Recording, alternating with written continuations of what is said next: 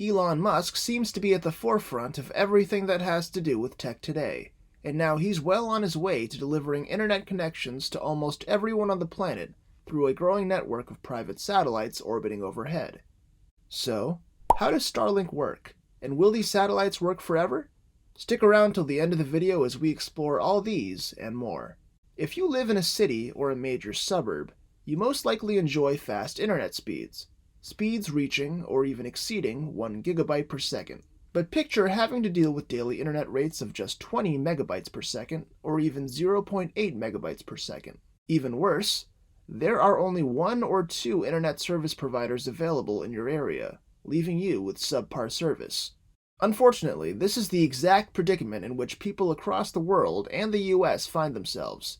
It makes sense to install fiber in a city and offer gigabyte speed to millions of users, but not so much in a rural location with only a few hundred residents, because of the amount of money it takes to set things up. This is where Starlink comes in. The SpaceX satellite internet system can theoretically deliver 150 megabytes per second internet speeds to any location on the Earth. All that is required of the customer is a clear view of the sky. The system started serving its first users in the fall of 2020, many of whom were stationed in isolated or rural areas of America. To put it mildly, the response was overwhelmingly positive. Starlink's development accelerated in 2021 following years of work at SpaceX. And now, Starlink counts more than 2,000 operational satellites orbiting overhead after over 2 years and dozens of successful launches.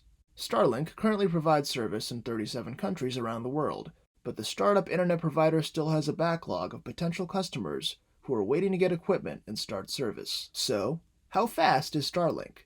In the US, Starlink provided average download rates of about 53 megabytes per second. According to the internet speed tracking website Ookla, which examined satellite internet performance during the third quarter of 2022, when compared to the end of 2021, when Starlink's average download speeds were slightly over 100 megabytes per second, this is a dramatic decrease. However, the results are nearly double those for satellite rival Viasat and just shy of triple the median numbers for HughesNet. Nonetheless, Starlink still falls far short of the total fixed broadband category, which includes satellite and other forms of delivering connectivity to people's homes. To that aim, Musk said in a tweet from February of last year that the service's peak speeds would increase to 300 megabytes per second by the end of 2021. Such claims are challenging to evaluate in 2022 because speeds will vary based on place and time. One exciting thing about Starlink that helps it stand out is that it is available in all 7 continents, including Antarctica. The National Science Foundation, or NSF, is testing one of its Starlink terminals at McMurdo Station in Antarctica as part of SpaceX's race with OneWeb to provide satellite internet coverage to the North Pole and other Arctic regions. The NSF claims that the expanded bandwidth will benefit scientists conducting research on the isolated region close to the South Pole. With approximately 1,000 people living and working there during the summer, McMurdo is the most inhabited Antarctic station according to the NSF. The station previously had satellite internet, but it was, to put it mildly, unreliable. The United States Antarctic Program claims that the base's 17 megabytes per second link, which is shared by everyone there, severely restricts what people can do. With the exception of once weekly Skype or FaceTime conversations at a public kiosk, or mission-critical communications, the station actually prevents users from using high-bandwidth applications like Netflix, cloud backups, and video calls. The installation of Starlink probably won't allow residents of McMurdo to hold a Netflix movie night, or anything, as the terminals can only handle about 50 to 200 megabytes per second, which is still not much to go around, even in the winter when far fewer people are at the base.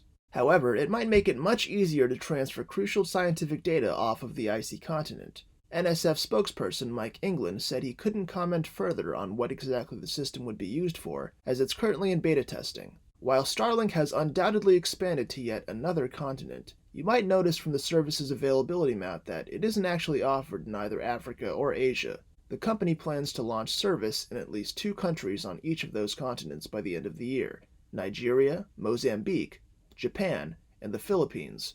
And its satellites may be capable of providing service there now, but it doesn't appear that it is available in all 7 continents at this time. So, how much does Starlink service cost?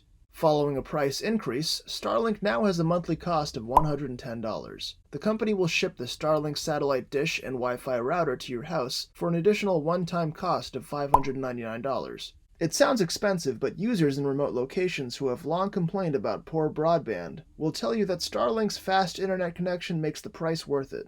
Also, the company has launched a premium Starlink service, which provides quicker speeds and more reliable connections. However, there is a monthly fee of $500 and a one-time payment of $2,500 for the premium Starlink dish. SpaceX appears to be promoting the service primarily to companies. In Europe and Latin America, however, Starlink recently reduced prices, sometimes up to 50%. Now, why should you go with satellite service anyway?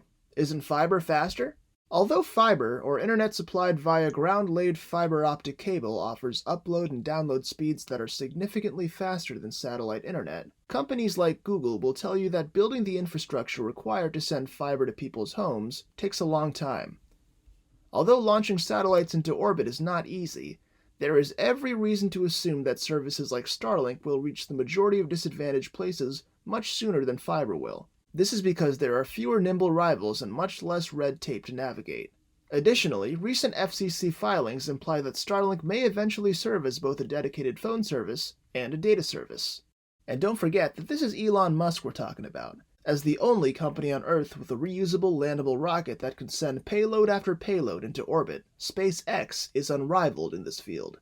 They have a great advantage in the commercial space race. Moreover, Musk stated in 2018 that Starlink will help in generating the income required for SpaceX to support the business's long-held goal of building a base on Mars. It's also possible that SpaceX will try to establish a satellite constellation on the Red Planet if that time comes. That means that Starlink customers are potentially doubling as guinea pigs for the Martian wireless networks of the future.